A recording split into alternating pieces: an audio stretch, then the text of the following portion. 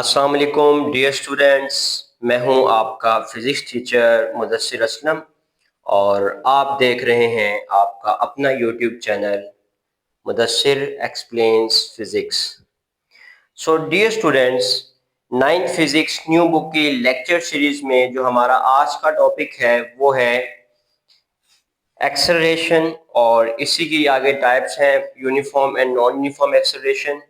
और उसके अलावा हम इसी लेक्चर में देखेंगे कि पॉजिटिव एक्सेलरेशन क्या होती है, नेगेटिव एक्सेलरेशन क्या होती है। ठीक है। और उसके बाद हमेशा की तरह हम इसमें से जो शॉर्ट क्वेश्चंस होंगे वो भी आपके साथ डिस्कस करेंगे। तो विदाउट एनी फर्दर डिले चलते हैं लेक्चर की जानिब। तो स्टूडेंट्स, सबसे पहले अगर हम एक्सेलरेशन को डिफाइन करें तो acceleration is defined as the rate of change of velocity of a body. आसान अल्फाज में कहा जाए तो अगर किसी बॉडी की वेलोसिटी चेंज हो रही है तो वहां पर क्या पैदा होता है, एक्सेलरेशन पैदा होता है। अब क्वेश्चन ये है कि किसी बॉडी की वेलोसिटी चेंज होने का क्या मतलब है। तो देखिए बच्चे, मैंने आपको लास्ट लेक्चर में बताया था कि वेलोसिटी क्या है। Velocity is equal to speed plus direction. मतलब अगर आपके पास स्पीड है और आप साथ में डायरेक्शन को भी डिस्कस करते हैं तो आप उसको क्या कह देते हैं, ये क्या है जी, वेलोसिटी है। अब हमने एक्सेलरेशन को डिफाइन करते हुए ये कहा कि अगर वेलोसिटी चेंज होगी तो एक्सेलरेशन पैदा होगा। अब क्वेश्चन ये है कि वेलोसिटी किस तरह चेंज हो सकती है। तो velocity can be changed by, अब देखें क्योंकि वेलोसिटी दो चीजों पर मुश्तमिल है, एक है स्पीड और एक क्या है, डायरेक्शन है। तो इसका मतलब ये है कि हम वेलोसिटी को चेंज कर सकते हैं। पहला ऑप्शन क्या है जी, हम अगर स्पीड को चेंज कर दें। दूसरा ऑप्शन क्या है जी, हम डायरेक्शन को चेंज कर दें। तीसरा ऑप्शन ये भी हो सकता है कि हम दोनों चीजों को चेंज कर दें। तो बच्चे, अगर किसी बॉडी की स्पीड चेंज होती है या फिर अगर किसी बॉडी की डायरेक्शन चेंज होती है तो उन दोनों केसेस में हम कह सकते हैं कि उस बॉडी की वेलोसिटी में चेंज आया। और अगर उसकी वेलोसिटी में चेंज आया तो इसका मतलब वहां पर क्या पैदा हुआ, एक्सेलरेशन पैदा हुआ। ठीक है। तो एक्सेलरेशन को हम इसको फॉर्मूला इसका क्या है जी, change in velocity over time taken. यानी किसी बॉडी की वेलोसिटी में कितना चेंज आया और नीचे डिवाइडेड बाय टाइम, कितने टाइम में आया। अब देखें, जब भी हम चेंज को जाहिर हमने करना होता है दरमियान में माइनस आता है, और चेंज फाइंड करने के लिए हमेशा हम पहले फाइनल वैल्यू लिखते हैं, उसमें से इनिशियल वैल्यू को क्या कर देते हैं, माइनस कर देते हैं। तो वी एफ क्या है जी, फाइनल वेलोसिटी है, और वी आई क्या है जी, इनिशियल वेलोसिटी है, डिवाइडेड बाय। अब देखें स्टूडेंट्स, ये आपके पास मैं एनिमेशन के जरिए इस बात को अब एक्सप्लेन करता हूँ। देखें, एक आपके पास गाड़ी है और एक क्या है जी, बाइक है। ये दोनों अभी इस टाइम पे क्या है, रेस्ट में है, यानी इनकी स्पीड क्या है, जीरो है। अब जब हम इनको स्टार्ट करेंगे तो आप देख रहे हैं गाड़ी भी मूव कर रही है और बाइक भी मूव कर रही है। इसका मतलब है गाड़ी की स्पीड में भी चेंज आया है और बाइक की स्पीड में भी क्या आया है, चेंज आया है। अभी हमने पीछे वाली स्लाइड में पढ़ा कि अगर स्पीड में चेंज आएगा तो वेलोसिटी में चेंज आएगा, और अगर वेलोसिटी में चेंज आएगा तो क्या पैदा होगा, एक्सेलरेशन पैदा होगा। तो इसका मतलब है इन दोनों में क्या पैदा हो गया है, एक्सेलरेशन पैदा हो गया है, क्योंकि इन दोनों की स्पीड में चेंज आया है। और स्पीड में चेंज आने का मतलब है कि इनकी वेलोसिटी क्या हो गई है, चेंज हो गई है। ठीक है। और वेलोसिटी चेंज का मतलब क्या है कि इनके अंदर क्या पैदा हो गया जी, एक्सेलरेशन पैदा हो गया। अब देखिए, इन दोनों की जो डायरेक्शन है उसमें कोई चेंज नहीं आया, सिर्फ और सिर्फ इनकी स्पीड में चेंज आया है। ठीक है।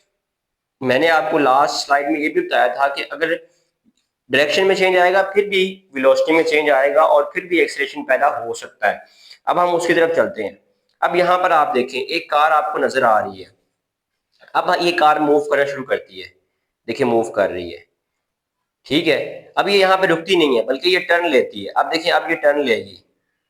पहले ये स्ट्रेट जा रही थी, ठीक है, फिर आगे से जाके इसने टर्न लिया और ये वापस अब आ रही है। ठीक है। तो इसका मतलब है इसने अपनी डायरेक्शन को क्या किया, चेंज किया।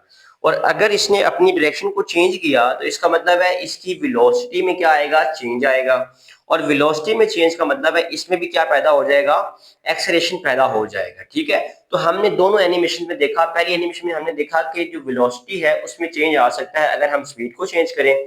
दूसरी एनिमेशन में हमने देखा कि स्पीड चाहे सेम भी रहे लेकिन अगर उसकी डायरेक्शन चेंज हो जाएगी तो फिर भी वेलोसिटी में चेंज आएगा, जिसकी वजह से एक्सेलरेशन पैदा होगा। अब बच्चे, हम इमेजिन करते हैं कि हम कुछ वैल्यूज के साथ इमेजिन करते हैं और इस एक्सेलरेशन को फाइंड करने की कोशिश करते हैं कि एक्सेलरेशन कितना प्रोड्यूस हुआ।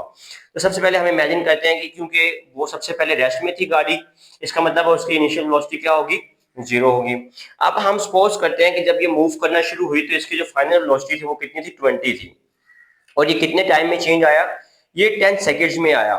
ठीक है, तो acceleration is equal to change in velocity over a time taken. सबसे पहले vf कितना है जी, फाइनल वेलोसिटी कितनी है जी, 20 है, माइनस इनिशियल वेलोसिटी कितनी है जी, 0 है, और ये चेंज कितने टाइम में आया, 10 सेकेंड्स में आया। तो 20 डिवाइडेड बाय 10 कितना हो जाएगा, 2। इसका मतलब है 2 ms माइनस 2 का एक्सेलरेशन उस गाड़ी में क्या हुआ, प्रोड्यूस हुआ। ठीक है, अब इसका अगर यूनिट ड्राइव करने की कोशिश करें तो यूनिट क्या है, यूनिट इज इक्वल टू, अब देखिए ऊपर क्या है जी, वेलोसिटी है, और वेलोसिटी का यूनिट क्या होता है जी, ms माइनस 1 होता है। तो इसका मतलब ऊपर क्या आएगा, ms माइनस 1 आएगा, और नीचे टाइम है, टाइम का यूनिट क्या होता है, सेकंड होता है, और इसकी पावर क्या लगी हुई है जी, +1 लगी हुई है। अब ये जब ऊपर आएगी s की पावर क्या हो जाएगी, -1, एक -1 s की पावर -1 पहले खड़ा हुआ वहां पे, और एक नीचे से ऊपर आया है s की पावर -1, तो ये क्या हो जाएगा, ms माइनस 2 हो जाएगा। ठीक है बच्चे, अब इसके बाद हम देखते हैं कि पॉजिटिव एक्सेलरेशन क्या होता है और नेगेटिव एक्सेलरेशन क्या होता है। अब देखिए हमने ये देखा कि वेलोसिटी को चेंज करने से एक्सेलरेशन पैदा होगा। अब देखिए वेलोसिटी दो तरीके से चेंज हो सकती है, या तो आप स्पीड को ज्यादा करो या फिर आप स्पीड को कम करो। दोनों केसेस में वेलोसिटी तो चेंज होगी ना। तो बच्चे अब उन दोनों केसेस को हम डिस्कस करते हैं। अब देखें पहली क्या है जी, if the velocity of the body is increasing, अगर किसी बॉडी की वेलोसिटी इंक्रीज कर रही है, या आप ये कह लें कि उसकी स्पीड इंक्रीज कर रही है, स्पीड इंक्रीज करने से वेलोसिटी क्या होगी, इंक्रीज होगी। और अगर वेलोसिटी इंक्रीज होगी किसी बॉडी की तो चेंज तो होगी ना फिर भी। तो इसमें जो एक्सेलरेशन पैदा होगा वो क्या होगा जी, पॉजिटिव एक्सेलरेशन होगा। अब क्योंकि इसकी अलग एनिमेशन की जरूरत नहीं है, मैं आपको पीछे वाली एनिमेशन के जरिए इस बात को समझाता हूँ। आप ये शुरू वाला केस देखें जी, आप देखें जी, ये अभी इस टाइम पे क्या है जी, वेलोसिटी इसकी 0 है, अभी इसने मूव करना शुरू नहीं किया, तो इसकी वेलोसिटी क्या है जी, 0 है, या आप कह लें इसकी स्पीड क्या है जी, 0 है। अब ये मूव कर रही है तो इसकी स्पीड में क्या हुआ, इजाफा हुआ, इंक्रीज हुआ, या आप कह सकते हैं इसकी वेलोसिटी में क्या हुआ, इंक्रीज हुआ। ठीक है, क्योंकि इसकी वेलोसिटी में इंक्रीज हुआ तो इसमें जो एक्सेलरेशन पैदा होगा वो कौन सा होगा, वो पॉजिटिव एक्सेलरेशन होगा। इसी तरह बच्चे नेगेटिव एक्सेलरेशन क्या होता है, हम देखते हैं आगे जाके। नेगेटिव एक्सेलरेशन क्या होता है जी, if the velocity of body is decreasing, अगर किसी बॉडी की वेलोसिटी कम हो रही है तो इसका मतलब है वहां पे जो एक्सेलरेशन पैदा होगा वो कौन सा होगा, नेगेटिव एक्सेलरेशन होगा। अब इस एग्जांपल को हम लेते हैं। ठीक है, अब हम देखते हैं कि ये मूव कर रही है, मूव कर रही है, इसकी कुछ वेलोसिटी है, अब ये रुक गई है। तो जब इसने ब्रेक अप्लाई की है, पहले ये मूव कर रही थी, इसकी कुछ ना कुछ वेलोसिटी थी, लेकिन जब इसने ब्रेक अप्लाई कर दिया, अब देखिए ये रुक गई, तो इसकी वेलोसिटी क्या हो गई, 0। इसका मतलब वेलोसिटी अब पहले से क्या हो गई है, कम हो गई है। अब क्योंकि वेलोसिटी कम हुई है तो हम कह सकते हैं कि इसमें जो एक्सेलरेशन पैदा हुआ है वो कौन सा हुआ है, नेगेटिव एक्सेलरेशन हुआ है। और बच्चे नेगेटिव एक्सेलरेशन के ना दो नाम और भी हैं, तो आपने कंफ्यूज नहीं होना। Negative acceleration is also called as deceleration. Negative acceleration को हम डिसेलरेशन भी कहते हैं और रिटार्डेशन भी कहते हैं। तो अगर आपसे पूछा जाए पेपर में व्हाट इज नेगेटिव एक्सेलरेशन, या पूछा जाए व्हाट इज डिसेलरेशन, या पूछा जाए व्हाट इज रिटार्डेशन, तो इसका एक ही मतलब है। ठीक है, आई होप कि आपको इस बात की समझ आ गई होगी। अब चलते हैं यूनिफॉर्म एक्सेलरेशन क्या होता है। मैंने आपको लास्ट लेक्चर में बच्चे बताया था कि यूनिफॉर्म का मतलब ही सेम होता है। तो यूनिफॉर्म एक्सेलरेशन का मतलब क्या हुआ, the acceleration is uniform if the rate of change of velocity is constant. अगर किसी बॉडी की वेलोसिटी चेंज हो रही है तो ठीक है, एक्सेलरेशन तो पैदा होगा, लेकिन अगर वो वेलोसिटी इस तरह चेंज हो रही है कि वो एक जैसी चेंज हो रही है, उसमें यूनिफॉर्म चेंज आ रहा है, तो वहां पर जो एक्सेलरेशन पैदा होगा वो कौन सा होगा जी, यूनिफॉर्म एक्सेलरेशन होगा। अब मैं आपको ये बात बताता हूं कि ये एक जैसा चेंज आने का क्या मतलब है। आप सपोज कर लें कि वेलोसिटी जो है वो शुरू में कितनी थी, 20 थी। ठीक है, उस टाइम टाइम कितना था, 10 सेकेंड्स था। अब जैसे 10 सेकंड और गुजरे, 20 सेकंड्स हुए, तो वेलोसिटी 20 से क्या हो गई, 30 हो गई। जब 10 सेकंड्स और गुजरे यानी 20 से 30 हुए, तो अब वेलोसिटी कितनी हो गई, 40 हो गई।